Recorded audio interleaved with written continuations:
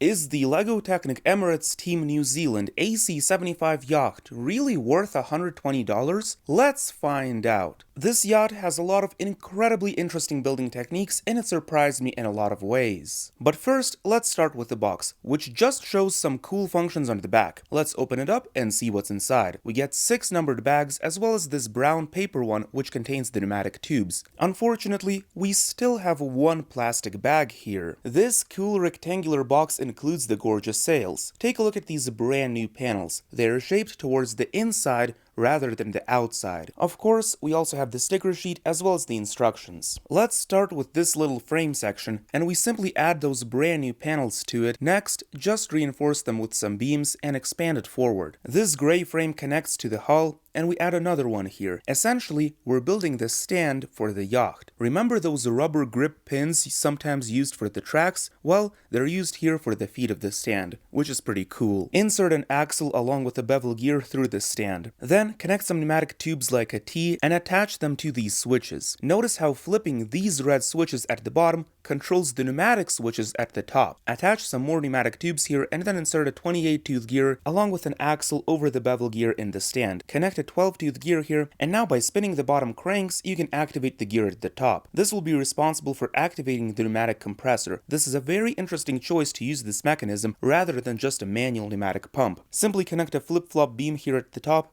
and then build 2 of these gray structures and connect them to the sides. Now you will notice that spinning the compressor gear also activates 2 small ones on the sides. Reinforce them a bit and build this little section which just attaches on top of the hull. Next, connect a 20-tooth gear here and then just add some tiny shrimpy little modules with rubber bands here. Cover them up with some Toyota panels. Now, when you activate the pneumatic compressor, these little sections move. Connect some tiny pneumatic cylinders here and then reinforce them with some pins. Build up these hydrofoil canned arms and they're attached to the cylinders. Now you can clearly see what the pneumatics are actually used for. We just want to expand the hull outwards with some beams and panels. This triangular little module attaches to the end. These panels simply go to the sides. Continue paneling up the entire hull, and now we just need to expand the other side. Once you're done with that, add a 12-tooth gear with a friction pin to the top. Add 2 knobs here and then put a rubber band through them. By spinning one of the knobs, you can move the entire flip-flop beam. Make sure to properly place the rubber band here, as it took me some time to figure out. Build up this mass here and just secure it on top of the hull. Reinforce it a bit and then build up a little beam section with a shock absorber. Place it here, thread a string through it, and add a paper-like material on top of it. Finish off these hydrofoil cant arms, add the sails, and before we take a look at all of the functions of the set, make sure to subscribe and turn on notifications. No pressure though, no pressure. The first function I want to show you is that by spinning the cranks at the stand,